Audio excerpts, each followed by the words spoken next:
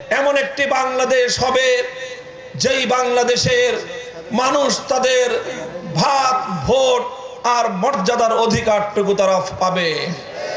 কিন্তু আমরা বারবারের মতো দেখছি আবারও বাংলাদেশের রাজনীতিতে পুরনো দিনের সেই ভূত সবার হওয়ার পায়তারা চালাচ্ছে।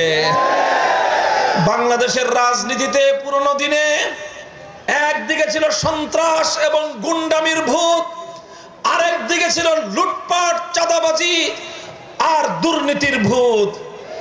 এভাবেই দেশের মানুষের সম্পদ লুটে পুটে খাওয়ার এক মহা আয়োজন। আমরা 11টি রাজনৈতিক দল আজকে হাতে হাত রেখেছি। টেকনাফ থেকে তেতুলিয়া গণজোয়ার সৃষ্টি হয়েছে। ইনশাআল্লাহ আগামী 12ই ফেব্রুয়ারি ব্যালটের মাধ্যমে গণভোটে হাকে যেমন জয়যুক্ত করা হবে, প্রতিটি আসন থেকে 11 দলীয় নির্বাচনী ঐক্যের প্রার্থীরা বিপুল ভোটে বিজয়ী হয়ে বাংলাদেশের ক্ষমতার পরিবর্তন ঘটবে ইনশাআল্লাহ।